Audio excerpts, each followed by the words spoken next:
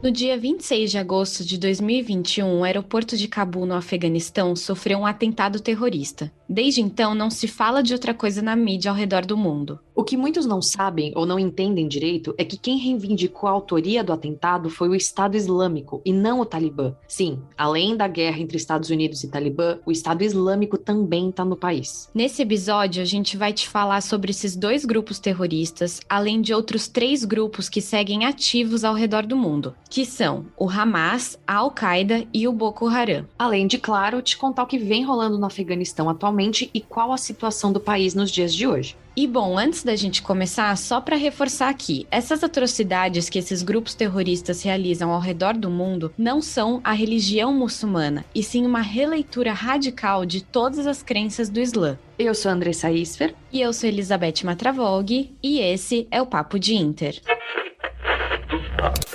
Notre volonté.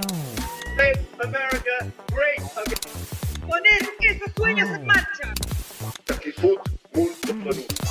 Estado de alarma en toda España. We did it, Joe. E para começar esse episódio, a gente vai partir do grupo que com certeza você já conhece ou já ouviu falar, e que, de repente, entre muitas aspas, apareceu no Afeganistão, o Estado Islâmico. Esse grupo surgiu a partir do que havia sobrado da Al-Qaeda no Iraque em 2004, mas com a chegada das tropas dos Estados Unidos em 2007, deu uma sumida ali e voltou de fato em 2011. Foi só em 2013 que o grupo mudou o nome para Islamic State of Iraq and Syria, ou na sigla em inglês, ISIS. E no ano seguinte, ou seja, em 2014, o grupo anunciou que iria formar um califado que fosse da cidade de Alepo, na Síria, até Diyala, no Iraque, e que mudou seu nome só para Islamic State, ou seja, Estado Islâmico. Para quem não sabe, califado seria o governo islâmico, muito parecido com uma monarquia, onde o califa seria o líder político desse governo. E foi também nesse ano que os Estados Unidos começaram a combater o Estado Islâmico. De fato, os Estados Unidos conseguiram impedir que o grupo tomasse, na época, cidades importantes do Iraque, mas na Síria, o Estado Islâmico conquistou terras perto de Alepo, além da cidade de Raqqa, que acabou se tornando o centro do califado do grupo. E aqui outro ponto extremamente importante que a gente tem que pontuar são os braços do Estado Islâmico. Isso quer dizer que o grupo em 2015 conseguiu se expandir para pelo menos outros 8 países e executou diversos ataques neles. Por exemplo, não sei se vocês lembram do ataque no avião russo no final de 2015 que deixou 225 pessoas mortas. Então, esse ataque foi de um braço do Estado Islâmico no Egito. O atentado do dia 13 de novembro em Paris, com uma série de ações coordenadas que deixou 130 pessoas mortas e mais de 300 feridas. Ou tem também um ataque a uma balada em Orlando, na Flórida, que deixou pelo menos 40 pessoas mortas. Enfim, todas essas ações foram feitas por apoiadores do Estado Islâmico fora da Síria ou do Iraque. Antes da gente continuar, a gente só queria dar 2 indicações, uma de livro e outra de série. De livro, o Na Pele de um Jihadista, da Ana Ereli. É um livro bastante interessante e conta como o Estado Islâmico recrutava jovens na Europa. E nessa mesma linha, tem a série Califado no Netflix, mostrando exatamente essa realidade. Isso sem falar, na verdade, da minissérie documental 13 de Novembro, Terror em Paris, que, como o próprio nome diz, conta sobre os atentados que rolaram na França. Acabaram sendo 3 indicações, mas a gente vai seguir. O ponto é que enquanto o grupo perdia forças no Iraque principalmente, mas também em algumas cidades da Síria, ele ia se fortalecendo em outros locais do mundo e planejando ataques extremamente violentos. Só para você ter uma noção, em dezembro de 2017, o grupo tinha perdido 95% das suas terras iniciais. Os Estados Unidos, em 2018, entraram de vez na Síria, apoiando uma coalizão formada por curdos e árabes, que são as Forças Democráticas da Síria, ou SDF, que é a sigla que a gente vê na mídia. Enfim, esse grupo conseguiu tomar as principais posições do Estado Islâmico no país, e em fevereiro de 2019 tomou a última cidade que fazia parte do califado, Baghuz. Foi também em 2019 que os Estados Unidos anunciaram a morte de Abu Omar al-Baghdadi, o líder do grupo desde o princípio até o fim, entre muitas aspas. E voltando um pouquinho ali nos braços do Estado Islâmico que a gente comentou ainda nesse bloco, você deve ter sacado que o fato do grupo ter perdido todas as suas terras na Síria e no Iraque não determinou o fim definitivo do Estado Islâmico. Islâmico. E bom, um desses lugares que o Estado Islâmico ganhou força e que pouca gente sabe são as Filipinas, no Sudeste Asiático. Ao se falar do Sudeste Asiático, muitas pessoas poderiam pensar que o Estado Islâmico tentaria unir forças na Indonésia, que tem a maior população muçulmana do mundo. Mas o governo do país logo se preparou e impediu a chegada do grupo. Mas foi nas Filipinas que o Estado Islâmico encontrou uma brecha, mais especificamente na ilha de Mindanao, no sul do país. Só para te contextualizar, as Filipinas são um conglomerado de 7.000 ilhas que foram colonizadas pelos espanhóis. O ponto é que, antes da chegada desses colonos, haviam comerciantes muçulmanos do que hoje é a Indonésia e a Malásia que começaram um certo contato com a população da ilha de Mindanao. Então essa ilha específica tem como religião predominante o Islã. Já o resto do país tem o catolicismo, imposto pelos colonos espanhóis lá atrás. E que, bom, gerou altas tretas entre Mindanao e o resto do país. E antes mesmo do surgimento da Al-Qaeda ou do Estado Islâmico, já existiam grupos terroristas nas Filipinas que buscavam a independência de Mindanao e a liberdade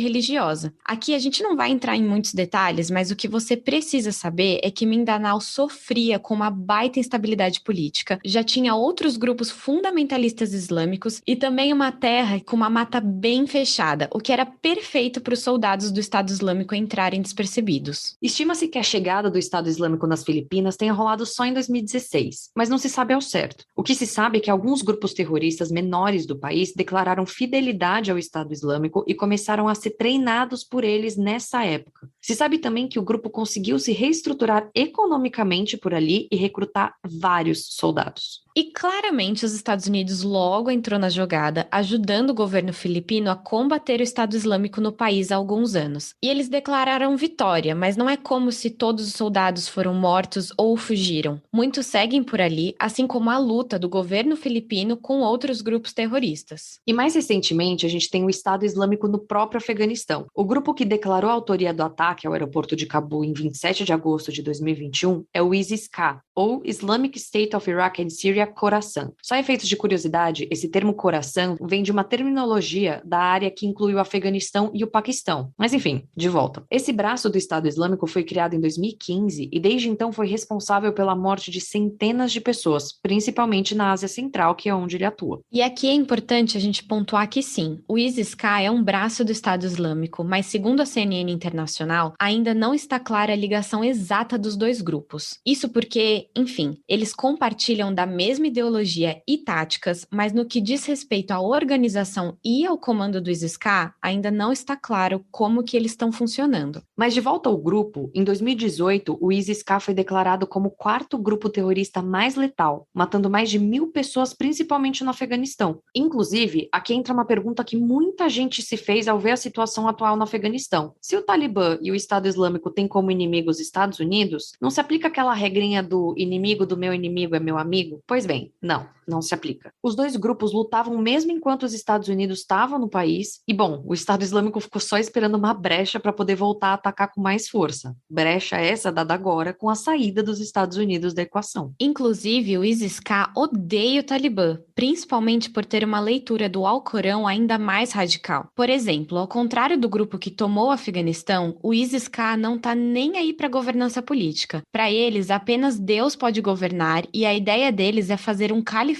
com todos os muçulmanos ao redor do mundo. Isso fora o ódio ao Ocidente, que é ainda maior do que o do Talibã. Enfim, isso só reforça como, de novo, não é questão de religião, e sim da interpretação e imposição dela.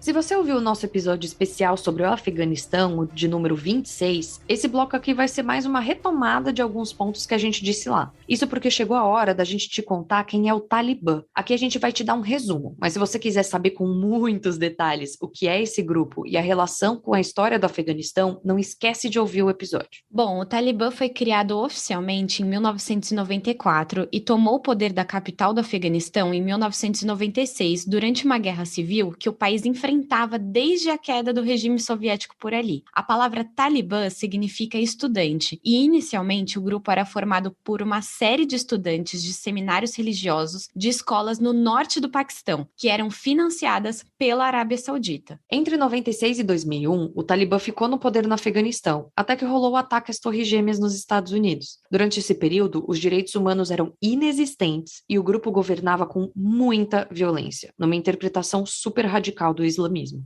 E aqui só um parênteses do 11 de setembro. Quem reivindicou esse ataque não foi o Talibã, e sim a Al-Qaeda, mais especificamente Osama Bin Laden. O que rolou é que o Talibã protegeu Bin Laden e deixou o terrorista se esconder no Afeganistão. E nisso, os Estados Unidos estavam loucos para achar um culpado e se vingar. E aí é só fazer aquela soma. Ataque terrorista mais inimigo no Afeganistão igual atacar o Afeganistão, e foi o que os Estados Unidos fizeram. De 2001 até 2021, os Estados Unidos ficaram no Afeganistão combatendo o Talibã e logo tomaram o poder. Foram 20 anos de guerra ali e bilhões de dólares gastos, até que em 2021 o presidente Joe Biden decidiu retirar as tropas do Afeganistão e, bom, se deparou com um Talibã muito mais forte do que o esperado. Mas o foco desse episódio não é a retirada das tropas do Afeganistão, até porque esse foi o assunto do nosso último episódio especial, mas sim os grupos terroristas que estão atuantes nos dias de hoje. O Talibã, mesmo com domínio americano no Afeganistão, de fato continuou ativo. Segundo o Centro Nacional de Contra-Terrorismo norte-americano, o grupo é responsável por uma série de ataques em 2015, por exemplo, que causou a morte de 60 pessoas em 3 ataques seguidos. O grupo nega a autoria de todos eles.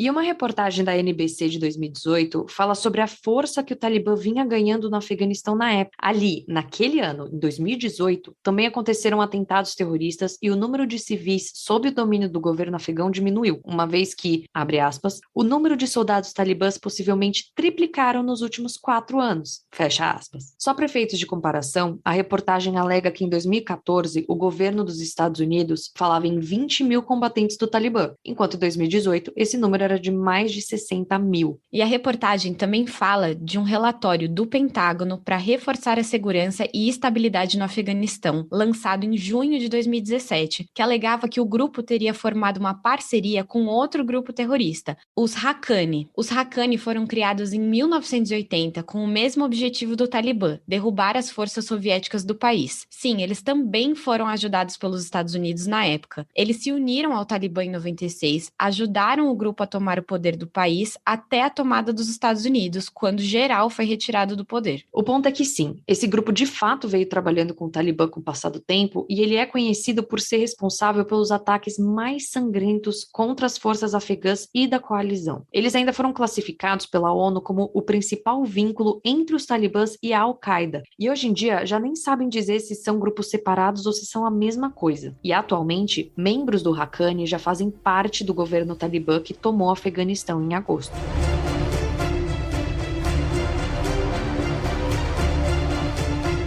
E bom, de novo, se você ouviu o nosso episódio sobre a volta do Talibã no Afeganistão, sabe que a gente também falou da Al-Qaeda. Isso porque o atentado de 11 de setembro nos Estados Unidos foi o que justamente gerou a guerra no Afeganistão. Mas isso você já sabe porque a gente já contou aqui. O que é importante ter em mente é que, diferente do Estado Islâmico, a Al-Qaeda e o Talibã são grupos aliados. E nesse bloco, a gente vai falar desse grupo, a Al-Qaeda. Assim como o Talibã, esse grupo surgiu entre as redes jihadistas que lutavam no Afeganistão nos anos 80, mais precisamente em 1988, contra o regime soviético que dominava o país. Nessa época, por incrível que pareça, os Estados Unidos e a Al-Qaeda estavam no mesmo lado da luta, tanto que os Estados Unidos foram responsáveis por armar e financiar o grupo durante a guerra contra os soviéticos. E a gente não pode falar de Al-Qaeda sem falar de Osama Bin Laden, que foi o primeiro líder do grupo e mesmo depois de morto, sua família e seus aliados seguem no comando dele. Bin Laden virou a cara do terrorismo no mundo após o ataque às Torres Gêmeas, mas calma que a gente vai chegar lá. Uma coisa extremamente importante de se entender é que Bin Laden é da Arábia Saudita e a Al-Qaeda em si é um grupo formado por estrangeiros. Por mais que a sua presença no Afeganistão fosse forte e eles fossem aliados do Talibã, Bin Laden é de um país que é um dos principais aliados dos Estados Unidos devido à economia do petróleo. A gente está falando tudo isso porque em muitos momentos os Estados Unidos relacionaram a Al-Qaeda e o Bin Laden ao Afeganistão. E essa relação é extremamente equívoca. Mas enfim, voltando aos anos 90, após a queda do bloco soviético, Bin Laden voltou para a Arábia Saudita, onde foi expulso após o estouro da Guerra do Golfo. Na época, o Bin Laden criticou a família real por terem autorizado a entrada de americanos em solo saudita. Depois disso, ele foi lá para o Sudão, onde ficou até 1996, quando ele foi novamente expulso do país após pressões americanas. Logo em seguida, ele foi para o Afeganistão, que na época era comandado pelo Talibã, onde instaurou diversos campos de treinamento e começou a arquitetar seus ataques contra os americanos. Uma coisa muito importante da gente falar aqui é que a Al-Qaeda, assim como o Talibã, possuem ataques unificados e organizados pelos líderes dos grupos, diferentemente do Estado Islâmico, que muitas vezes usam os lobos solitários, que são pessoas, mas não necessariamente vivem na área de dominação do Estado Islâmico, mas que por meio da internet aprendem os princípios do grupo terrorista e realizam ataques de forma independente. Mais uma vez, aqui é a indicação do livro e da série que a gente já falou mais pra cima, porque retrata bem isso. Enfim, foi o caso do ataque em Las Vegas, durante um show em 2017 nos Estados Unidos. Um dos primeiros grandes ataques da Al-Qaeda contra os Estados Unidos foram nas embaixadas americanas no Quênia e na Tanzânia em 1998. Mais de 200 pessoas morreram e a Al-Qaeda reivindicou os ataques logo depois. E bom, depois disso a gente já sabe o que aconteceu, não é mesmo? Em 2001, Bin Laden comandou o maior ataque terrorista ocorrido em solo americano, que matou mais de 3 mil pessoas e destruiu as Torres Gêmeas em Nova York e o Pentágono na capital em Washington. Se você quiser saber mais detalhes desse ataque, nós temos um Reels no nosso Instagram falando sobre isso, mas também a gente trouxe detalhes no nosso último episódio sobre o Afeganistão. Mas enfim, depois desse ataque, o Bin Laden se escondeu no Afeganistão, como a gente também já te contou aqui, gerando a guerra no país. O que você precisa saber é que a Al-Qaeda foi perdendo força ao longo dos anos e Bin Laden, que era o homem mais procurado do mundo, passou o resto dos anos de vida escondido. Ele foi encontrado e morto em 2011 no Paquistão, durante uma operação do exército americano. Acredita-se que Bin Laden tenha deixado 25 filhos com ao menos 5 esposas. Seu corpo foi jogado ao mar, porque, segundo os americanos, nenhum país queria recebê-lo. Além disso, os Estados Unidos queriam impedir que o local do seu sepultamento fosse visto como um lugar de culto ao terrorista. E, enfim, como a gente disse aqui, a Al-Qaeda tomou a proporção que tomou por causa do Bin Laden. Nos últimos anos, eles foram perdendo forças, mas agora, com o retorno do Talibã ao poder, alguns especialistas acreditam que o grupo possa retomar algumas lideranças que tinha perdido.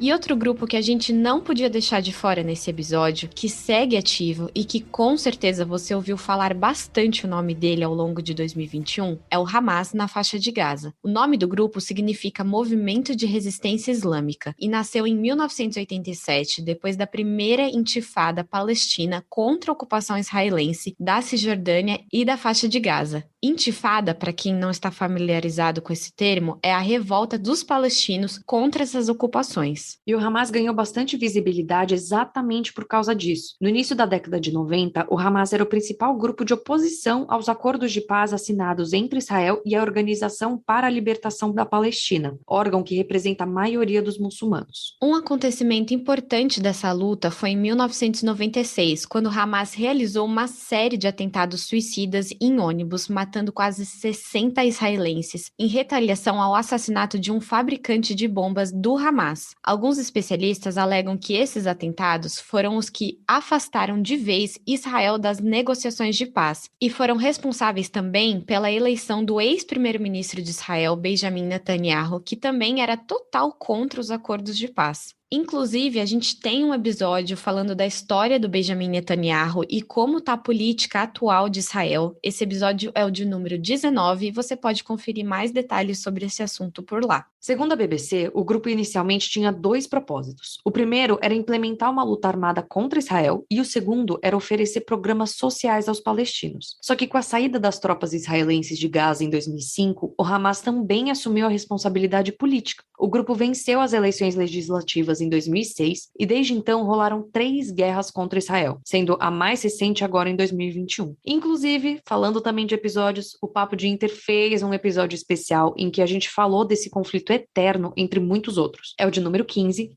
Então depois você escuta lá. Mas de volta ao Hamas e à faixa de Gaza. Existe um outro grupo nesse meio todo que você precisa saber o nome: Autoridade Nacional Palestina, ou simplesmente Palestina. Um ponto muito importante a ser ressaltado aqui é que a Autoridade Nacional Palestina e o Hamas são coisas diferentes. Muita gente generaliza e fala de Palestina como sendo o Hamas e a faixa de Gaza, mas não é bem assim. A Autoridade Nacional Palestina é um órgão provisório de autogoverno estabelecido em 1994 que governou a faixa de Gaza e as regiões da Cisjordânia, que tinha até recentemente uma certa relação de cooperação com Israel. Não é que a Palestina e Israel se amam e que é a maior paz, mas é menos pior que a relação do Hamas com Israel. O ponto é que o Hamas tirou a Autoridade Nacional Palestina do governo da faixa de Gaza e segue por ali, atacando Israel ou se defendendo de Israel, dependendo do seu ponto de vista. O Hamas é considerado um grupo terrorista por Israel, Estados Unidos, União Europeia e o Reino Unido, assim como por outras potências globais. E a faixa de Gaza sofre um bloqueio por terra, ar e mar por parte dos seus vizinhos, Israel e Egito, sendo considerado o maior presídio a céu aberto do mundo, já que a população da faixa de Gaza só pode sair dali por 2 portas, cada uma controlada por um dos seus vizinhos.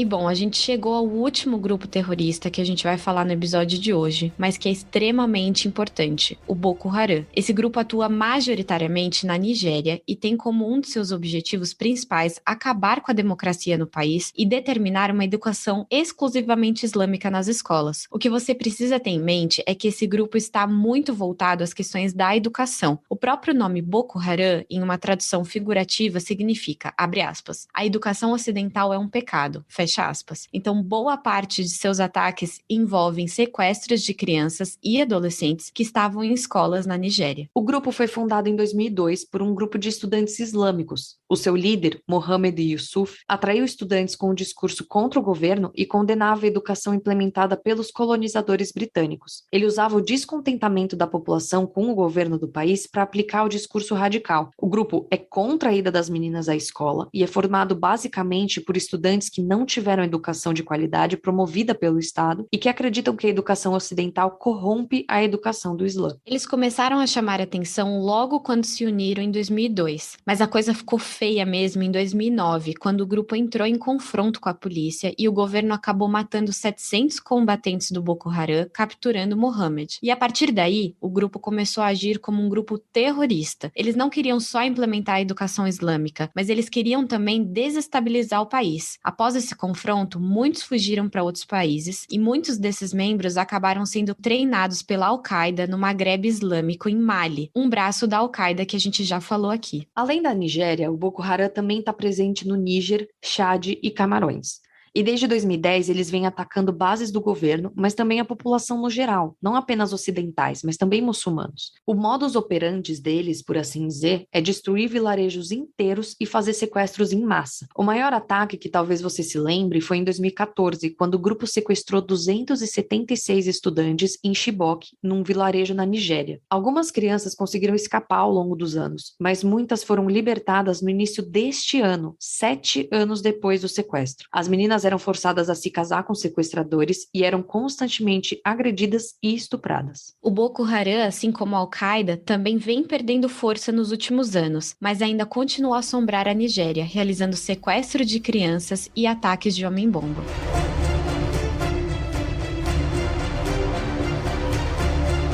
E bom, a gente te deu toda essa aula sobre grupos terroristas e tudo mais, mas antes de encerrar esse episódio, a gente queria te dar um update do que vem rolando no Afeganistão desde o nosso último episódio sobre o assunto. Desde a tomada do Talibã no Afeganistão e a saída das tropas americanas, diversos países realizaram operações de evacuação pelo aeroporto de Cabu. Durante uma das maiores operações de evacuação já vistas no mundo, 2 explosões ocorreram ao redor do aeroporto de Cabu no dia 26 de agosto, dias antes da retirada final das tropas americanas.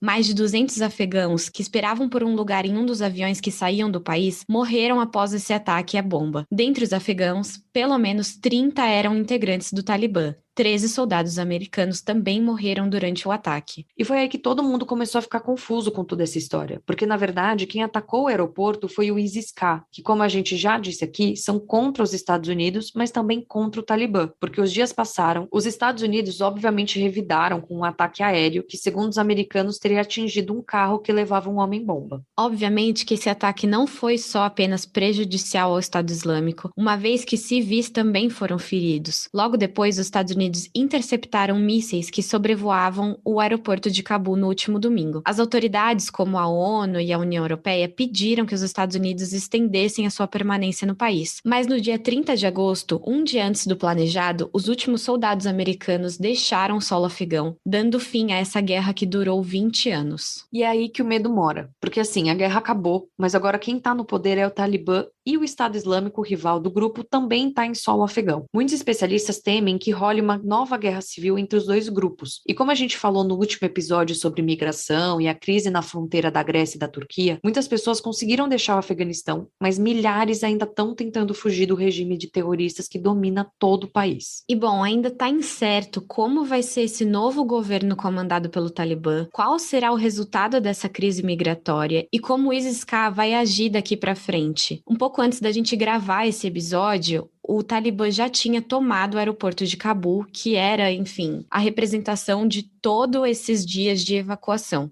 Então, a gente tem muita coisa aí para ver e esperar o que vai acontecer. Até porque agora, com o aeroporto de Cabul fechado, os afegãos só têm uma rota de saída, que é por terra. E as estradas são comandadas pelo Talibã e o Estado Islâmico continua ali, na espreita, esperando para agir. Então, com certeza, esse é um momento muito complicado para os afegãos e a gente vai continuar de olho para ver o que vai acontecer.